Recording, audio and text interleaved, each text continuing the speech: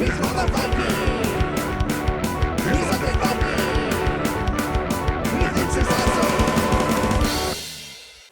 everybody, this is me, Undead Viking, and this is Final Act. Now, ever since I was a little kid, I've always loved the idea of tanks, like big, giant, rumbling machinery full of guns and machine guns and whatever. When I was a kid, I read a lot of a comic book called G.I. Combat that had Jeb Stuart and the Haunted Tank. If you know what that is, then you know what it is. But I always liked reading about that and the whole idea of being in a tank and a tank crew and what have you. And I think a lot of my friends when I was young, we all kind of had some weird fascination with tanks. You know, basically because they just looked cool, right? A big giant moving gun that would, move around the battlefield and what have you. And I remember I had a lot of toys like that as well.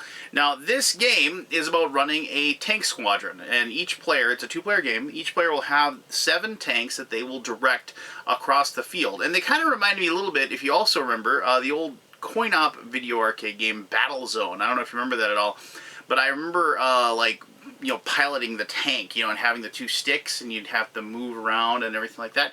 And that cool idea of like that movement, like each tread was one of the joysticks that you used when you played that game. I really enjoyed that whole process. And so this game actually has you in charge of the tank movement and also the tank firing for each one of your tanks. And what you're trying to do is you're trying to basically obliterate your enemy and get all the way over to the other side of the table of the board. The table. And if the first person to do that wins the game. Now, this game has a lot of really, really cool wooden tanks right here, and has some cool 3D things going on the board as well. So why don't I go ahead and show you how to play the game? It shouldn't take long, and we'll come back here and I'll tell you why I've had fun playing this one. Alright, cool. Alright, this is Final Act, and as I said, the toy-level fun or visceral feel of this game should be very obvious to you just from looking at this. You have these cute little tanks that you're going to be piloting around the board, and you are going to be doing battle with each other's tanks. Now, blowing up each other's tanks is going to happen. You're going to need to, basically, probably, to win the game. Because to win the game, you have to get one of your tanks into this last line of defense line that's on either side. Now, when the game is set up, both players have access to a minefield. They have access to these 3, they're called ramps, but they're basically like hills, and 1 lake. Now, this is the sample setup that the game came with, but this is not how you have to play the game every single time. Obviously, the battlefield is split in the middle, and each player is allowed to place these items wherever they wish. The couple things. These little hills or ramps, as they're called, tanks are able to cross over them and go over them. They don't block movement at all, but they do block being able to be shot. So if a tank was here and shooting, he couldn't shoot these 2 tanks because they're blocking line of sight. A tank up on top of this can be seen, obviously, but also when you're up here, you have a higher range. You can shoot a little bit further, 1 square further. I'll explain that when we get to the combat portion of the game. Also, it should be noted that tanks can block line of sight as well. So you can see there's a line of sight here. I'm sorry, that won't work. Here, this tank couldn't shoot through this tank, but a tank up on a hill, with the tank behind it, that would not occur. You'd be able to shoot over the tank then. You wouldn't want to shoot your own, obviously, but you understand what I'm saying probably. So, lakes are impassable. Tanks cannot go through them. They're just something that, impedes movement. Obviously, there's no structure there, so those will not impede a shot, however. Finally, minefields can't hurt anything, but what they do is they prevent movement in the direction against the arrow. So notice how this arrow is pointing that way and this arrow is pointing that way. Tanks can go through it this way, but they can't go through it that way. It's just an impassable terrain. So just keep that in mind. It's a little bit abstract, obviously, but pretty straightforward, if you will. Alright, so the way the game is played is that each player has their tanks set up, and once again, you can place your tanks however you like on the board, and then each player has a command phase and then also a shooting phase.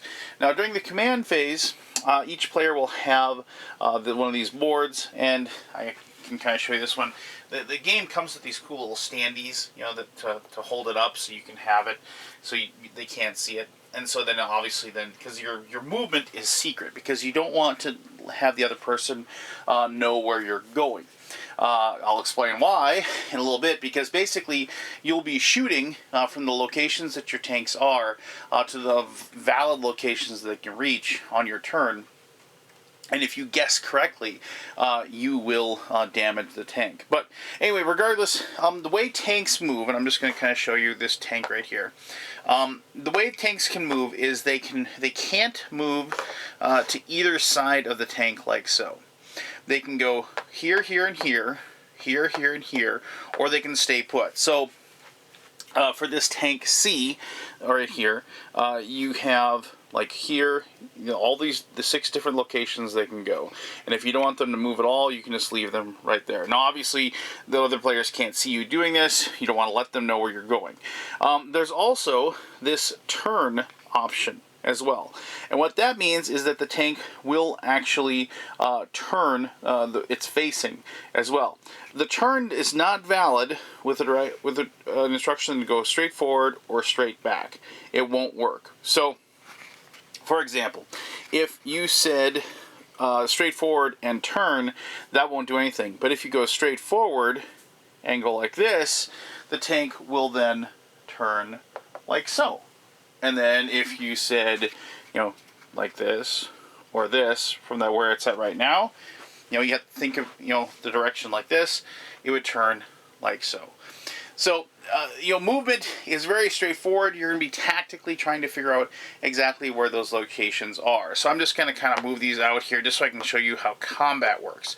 Now, combat works also fairly straightforward. Each person gets a bunch of these little bombs here. And this is just theoretically, you know, like these are where the tanks are at this time. So after you've selected your movement, you put this aside, and then each person will take their bombs, and what they're going to be doing is they're going to be trying to guess where the other people are going. And so then, and they have to make it a valid shot for each tank that is going. So, and tanks can shoot at the exact same spot too. So, and I'll explain why that's important in just a little bit. Basically, it takes 2 hits to destroy a tank. So, all right. So here is the template for normal firing. This would not be on a hill. The hill template. I'll show that to you in just a second here. The hill template is that. And so, like you can see, it can actually shoot one further shot over there. But notice how it's like, you can go 1, 2, 3, 1, 2, 3, you kind of make a square, and then you kind of shorten it out. Now, so, the trick is that each player has to kind of try to guess where they think the other players are going. And so, this tank right here, it actually is blocked by this tank and this tank, so it can shoot in this direction. Most likely, since tanks only can move 1 space, you're not even going to bother with that one. You can just say, fine, the tank shoots there. No big deal. And you'll notice that the bomb, or the shell, actually has a number that corresponds with the number of the tank. So you just, you know, boom, you don't really have to bother. However, 1A has a very big decision, because it can actually aim all over. So if it's going to where it thinks C is moving, you can then say, okay, well, I think, you know, he's going to move here. And you could put 1A in that location. And then number 2 also could aim for that, but maybe you don't want it. You want to cover your bets. You know, maybe he's going to stay put, and so 2. And notice these decisions are being made after all the movement is done, are picked, not actually done. You don't ever choose these locations on the board. You don't choose those locations based on where your tank is going to be. Think of it this way: they're going to shoot, and then they're going to move. That's the best way to think of it. And so then, you know, and then here you have C, and notice how C can go 1, 2, 3 over there. And so now we're kind of blanketing all the different locations that this particular tank can go. And so then over here, 2A, you know, we can go through the mines. So why don't we put one of these spots on the mines? C can go 1, 2, 3, 4, 5. Maybe we're going to guess that he's going to stay put. We're just going to put it there. Now 2B can go 1, 2, 3, 4, 5, 6, 7. Can actually reach all the way to there. So 2B is under the impression that 2A is going to move forward, and they're going to drop the bomb on that spot. Now, the way this works is, now the it reveals the movement. They move the tanks to those spots, and I didn't put these out there just for the sake of, redundancy. I'm not going to bother. So then you'd see where all the tanks move. So maybe this tank moved here, this tank moved here, this tank moved there, this tank did move here, and this tank moved forward, and this tank moved to that location, and C actually stayed put, and they fired as well over these locations. So each tank then that is on the same spot as a bomb, you remove those bombs, and you get these back, obviously, and then you place a fire. This is this little guy right here on the tank to show that it's been hit once. If they get hit one more time, those tanks are destroyed, and you take them off the board. If they're hit twice in one turn, say we had picked this one twice, you'd give them 2 hits immediately, and then you just remove them like so. That, in a nutshell, is the entire game. Now, what makes this game a lot of fun and make it special? I love games where I have to bluff and counter bluff the person that I'm playing. I love games where I have to kind of just do the whole I think that you think that I think. And the fact is that, that each tank has the same offense, the same defense, and the same movement capability, really opens up a lot of different tactics and strategy because of the fact that you're going to be going ahead and, trying to, one, set up each side of the board in such a way that you can kind of force movement, because in this way, because the center of the board is, very closed off for Orange here, or I should say the Iron Fist group. So Delta Company Iron Fist can't really get through the middle. You got this big giant lake, they have the minefield, they got to go around. And so then the other player has forced the player to do that. And by the same definition, Iron Fist has forced the Desert Coyotes to avoid the flanks and head and funnel right into the middle as well. So there's things like that, and then you can set up little like crosshairs and little pincher movements and things like that really kind of make the game shine as you're playing it. And the thing is, it doesn't take a long time either. I mean, it isn't, because of the fact that you have some pretty quick rules and pretty basic winning conditions, just whoever gets a tank, into the final area in the back wins, then, you have a pretty set and obvious objective, and that you can summarize and get to very, very quickly.